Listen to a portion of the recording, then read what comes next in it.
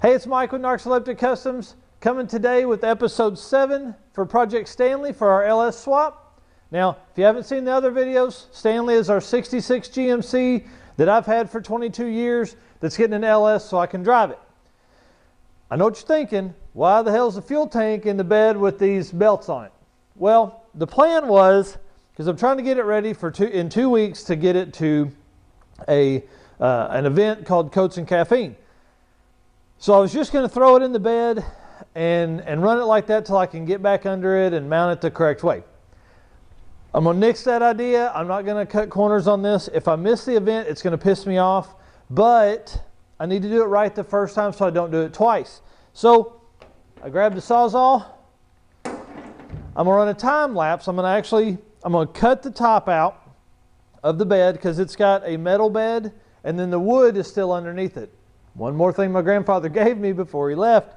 So he worked iron for a long time, so they needed something better than the rotted wood floor that was in the back. So they threw sheet metal down in the bed. So I'm going to take and cut out the hole for the fuel tank. I'll drop it in from the top so I'll still have access later, and I'll just put it in with some screws or rivets.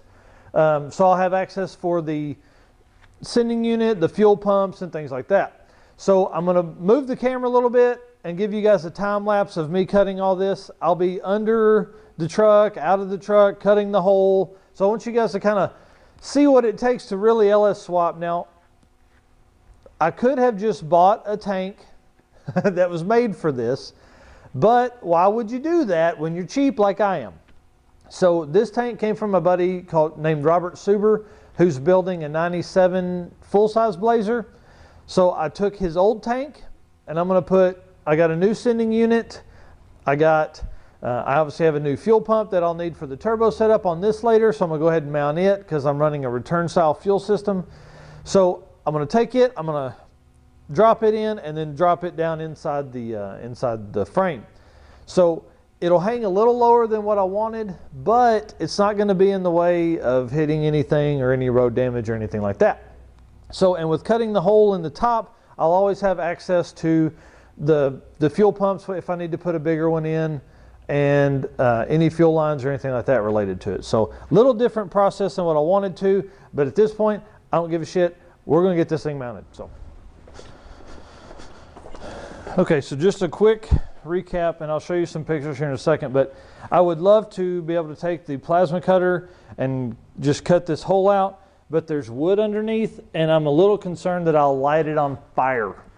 So that's why I'm using the Sawzall. So I'll flip the camera around, I'll show you a video underneath of how the wood looks and everything like that. So just to in the past I had a fuel cell in the bed of the truck, and this was the hole cut out for it. It was a 16-gallon tank. When I was going to put in the 355 from the S10 Blazer I had in high school, through the fuel cell and everything in here. It's looked shitty ever since, so I'm fixing to fix it, correct it. So here we go. So you can see the wood under the floor here is not going to help. You can see where I cut out the piece earlier, way back when, 25 years ago, probably 20 years ago maybe.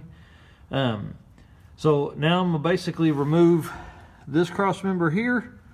I'll have to build another one, and I'm going to cut a big old hole in the floor so we can put this fuel tank in. Alright, so tried to use a Sawzall. It cut the passenger side great, wouldn't cut the driver's side hardly at all. Changed the blades 3 or 4 times, went down, it got super frustrated, got the grinder, and then decided to just use the plasma cutter. Alright, well the good thing is, the Versa-Cut has an adapter that'll take it from 220 to 110, and it'll run on that. So I've got my trusty fire extinguisher here with a hole cut in the top. And I'm going to try and plasma cut this metal out and not light this truck on fire. So we'll see how that goes. It's going to take 4 hours with the grinder, and the Sawzall won't even touch it. So I'll put it back on time lapse. Well, the great thing about the plasma cutter is obviously it makes a big difference in speed and how you cut things. Now, with it, I had to run it on the 110 like I showed, so it didn't cut as well as obviously being plugged into 220, But having that 110 was a huge benefit. You see here, it's just makes life a lot easier. And then I had to actually cut some of the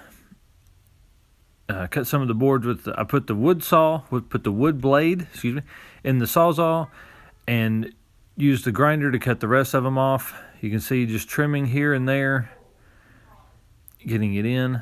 Now this is the problem. This is when I ran out of battery, and I'll explain that later. I really thought I had a lot more battery left. So, okay, so I thought I got a lot more recorded. It got super cold out here. It's probably in the 30s in the shop, and my phone just shut off. So this video is about a third of what I wanted. Maybe, well, it's probably two.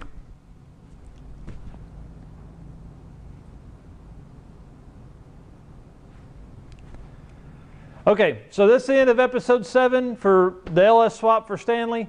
I thought I got a lot more video. I was going to do a lot of time lapse for that, and unfortunately, it got really cold, and my phone doesn't like it when it's cold, so it turned off, and I didn't get as much as I wanted. I got a little bit, but the tank is sitting in here now. I have just a ratchet strap holding it up. I'll go in this week and build some straps to hold it, and that'll be it. I am going to build just basically like a 1-inch block here all the way around so I can put a piece of metal on top. The reason I did that was once I got it laying down, once I got it where it fit flush here with the lines and stuff, it hung what I felt was too low. It was about 6.5 inches from the ground and out behind the axle. I just figured that was a little test, test of.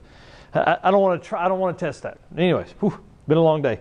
So I'll raise it up. It's now 9 inches off the ground, but I will have to build a little bracket for here. So that'll help me feel better, but it means I have a little more work to do inside here. So, but it also cleans up these janky cuts, because like you saw earlier, the plasma will run on 110, but it doesn't like cutting real metal on 110, which is all this stuff here. So obviously cutting the frame, I would basically get the line cut to do it, and then have to go back in with the grinder and cut the rest of it out with a cutoff blade. So anyways, it's in. I feel like it was a good day, and I can't really wait. The fuel pump I ordered doesn't have a filter on it, so I had to order a filter, so that'll be in on Friday. So I'll probably wait until then to do my next update on it. But to keep up with that, subscribe to the channel by hitting the little button there on the bottom or in one of the corners. I can't remember where I'm going to put it later. And then also subscribe to the channel and find us on Facebook at Narxoleptic Customs. Thanks.